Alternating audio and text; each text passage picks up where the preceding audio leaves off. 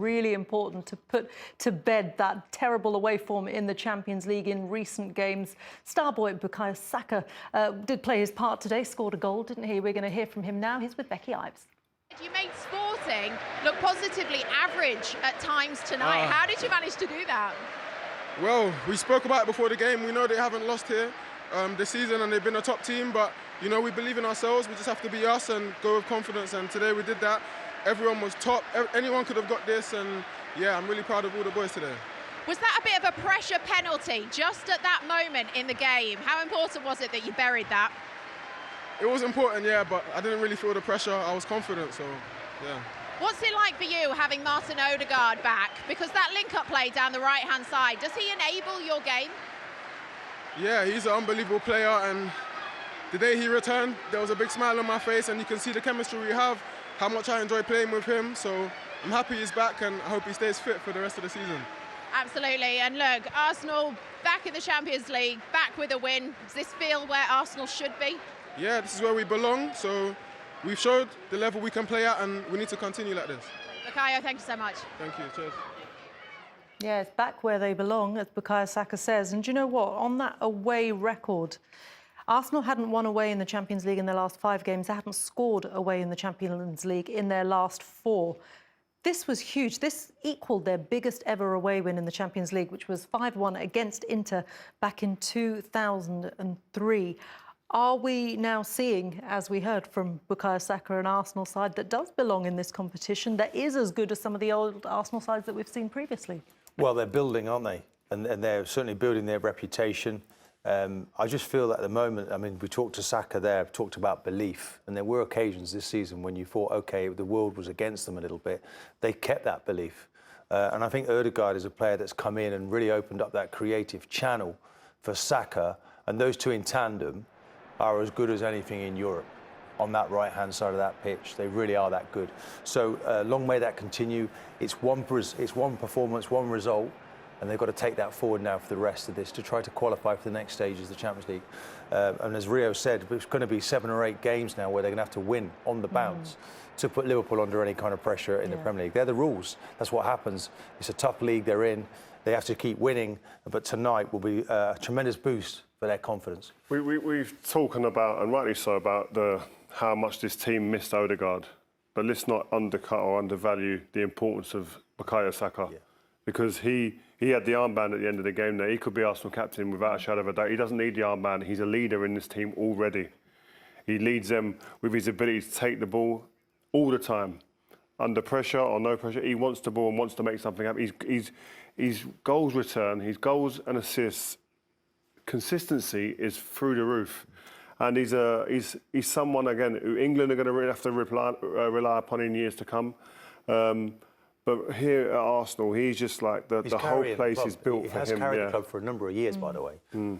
But he needs help around him. And, of course, when you see that in big numbers, of course, I think there's lots of mentions here tonight as well. I think Partey is somebody that the fans weren't sure about. I think he's probably having his best season.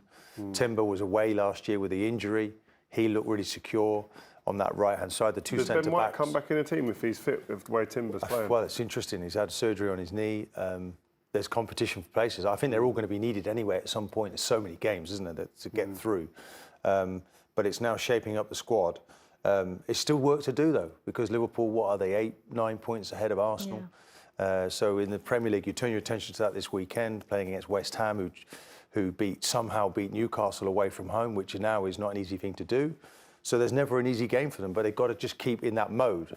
And I think that does a lot for their confidence tonight. There's nothing like a boost of a big midweek win, especially at the highest level in the Champions League against a side like Sporting, who we said pre-match, they were the form team in the competition. And when you see how Arsenal performed in those opening exchanges, in the opening 45 minutes, creating those opening 2 goals down that right-hand side, that was key. And that is Saka, that is Odegaard. And as you mentioned, that's Timber. Yeah, and this is, again, you notice it even more because he's not been there, Odegaard, but he comes out there. And, again, one big detail in the game today, crosses create havoc, pandemonium in opposite opponents' boxes. You cross the ball, you create chances, I'm telling you. And here, again, that's the first cross. There's 3 crosses in the first half, all result in goals. And it's just fabulous play of overloads in areas, but then anticipating the ball coming into the box. And as I said, Havertz, I thought even say, his movement, running, creating space for other Ghosts, players. doesn't he? Yeah. Into position. Yeah. Very intelligent. He's always available. Everyone's played their part there tonight. So I think that's Martinelli is important as well, because sometimes in front of goal it looks like he's snatching things a little bit. That was a nice little tuck away for him. But again, it's confidence boost for him. Absolutely. Everyone played their part. Everyone raised their game. They did what they do best, and something that Arsenal do best as well, or do very well, is set pieces and scoring from them. And Gabriel is one of those players who always seems to pop up. We've gone a bit quiet on set pieces in recent weeks, so this will be good for the coach. The set-piece coach, and the ball in is absolutely delicious. Declan Rice was asked to do this around about Christmas time last year. He came on to set pieces, and since then, I mean, the amount of times he's delivers like that is first class. Gabriel. We're really talking about powerful. the goals scored. Raya made 8 saves today, by the way. Yeah. So he's played his part as well in this team, and he's coming up and standing up as a really key component in this side as well. Great personality to come in the circumstances he did and still produce performances. And now he's an outright number one. So, for any great team, any team wanting a challenge for any trophies needs a really good goalkeeper, and he's really turned into one. Yeah, exactly. That was an inspired move, wasn't it, from Mikel Arteta? He knew what he was doing when he brought in David Raya. You know, at half-time, we said, look, they're 3-0 up. This is going brilliantly. Martin, you're always a little bit nervous when it comes to Arsenal, and you were right to be, because as soon as that second half kicked off, 47 minutes in, Sporting go and do this. Yeah, they did, and we knew that because the City game, they scored 2 goals in quick succession, 2 goals in 3 minutes, and you wondered if it was going to be the same sort of evening.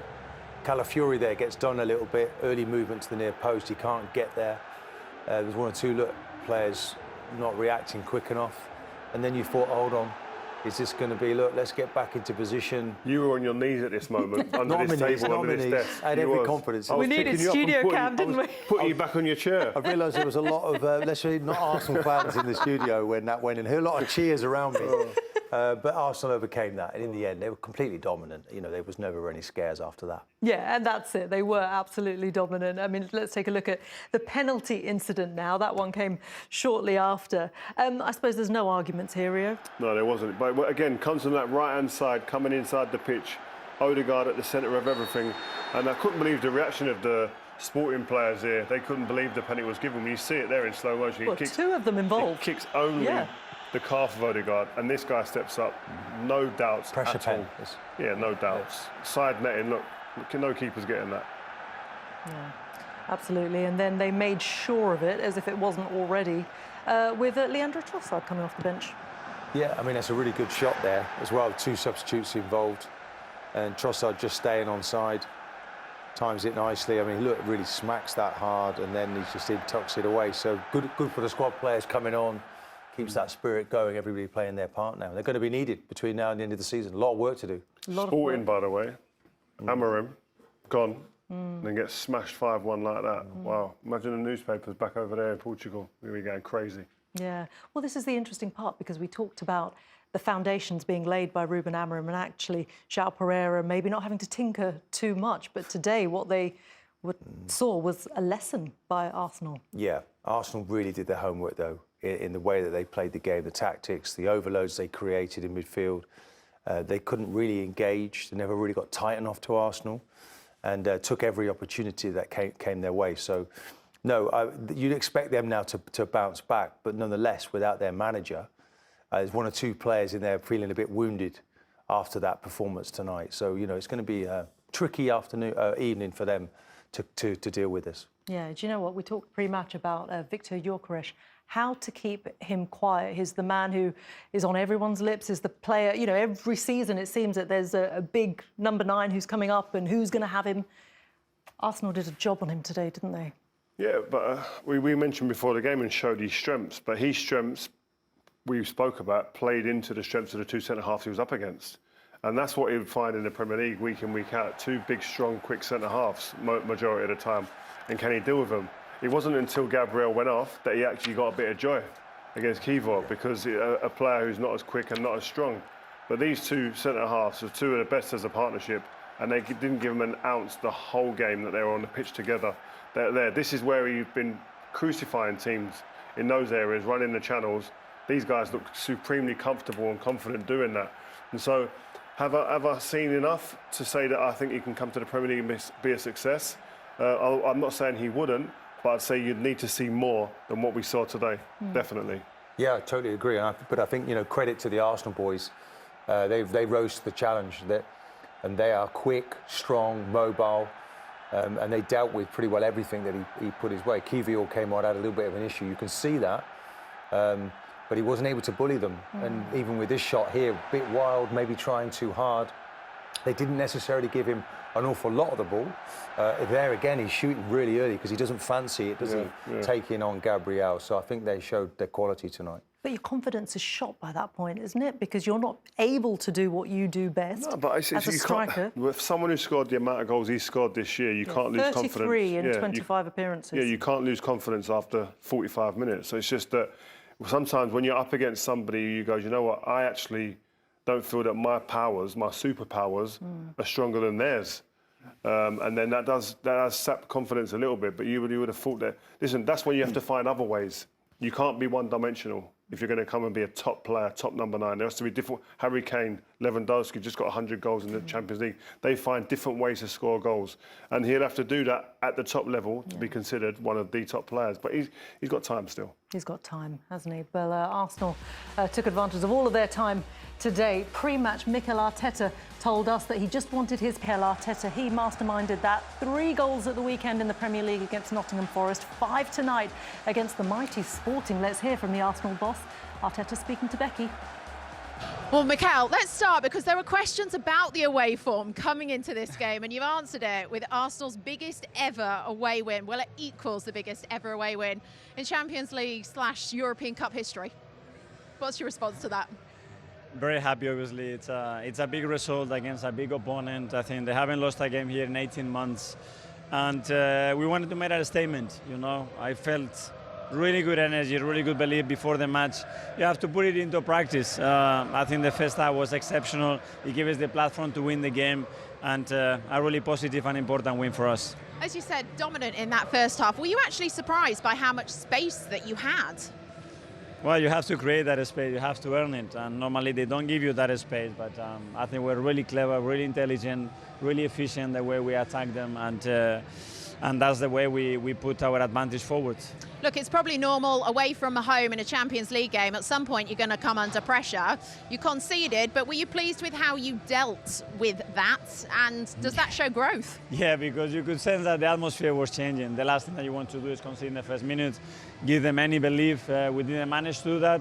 But after, I think we showed a lot of personality to bring the game down, to start to have the ball again when we have to defend deeper, and then manage to score the 4th goal. And I think that's when the game changed again. And it looked like your players were having fun at the end out there. I mean, Martinelli off the mark in the Champions League in terms of goals this season. Big Gabby, his first ever Champions League goal. Well, you have to enjoy, when you come and play in this competition against these kind of teams, you have to enjoy it. And what I loved about the team is how we flowed, how they play with that purpose to make things happen, and really pleased. Is it a relief, or maybe it's not a relief because you know your squad, that you could back up that Forest game now? This is 2 games in a row where you've been really on it. And that's what we need. You need the consistency. You want to be challenging for big things. You have to be so consistent and win again. Today was a very different game, but we adapted really well, and let's move on now. Mikel, thank you, madam. Thank you.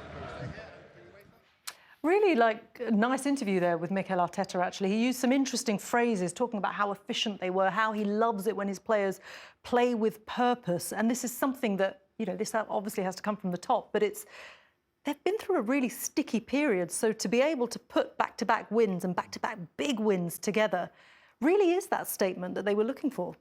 Yeah, and we always say the key word is momentum, and you've got to create that through winning games consistently. And like Martin said at the top of the show, there's been suspensions, injuries to key players, and that's kind of destabilised the squad.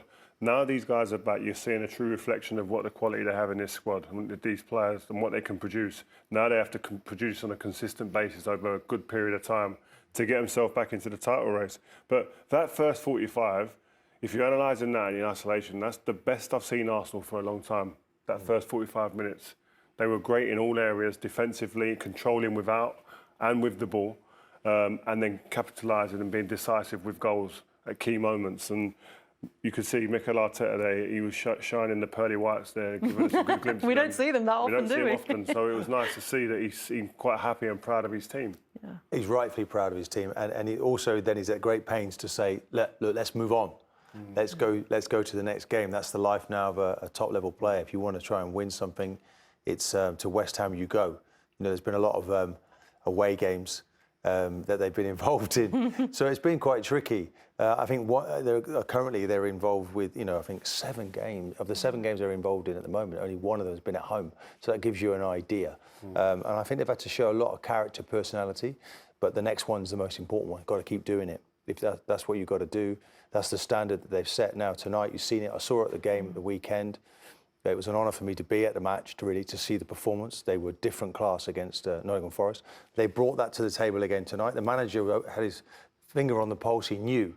He could sense. He just wanted the team to push through with it, and he got that performance. So he just needs to keep doing that now for the next 25 games. But you know, the mad thing is, though, as a professional footballer at the highest level, you don't really get to enjoy moments like that for a long time. By the time them guys have had a shower, had their bits of food and nutrition and the drinks that you get on the coach journey, and you get to the airport and you get on that plane.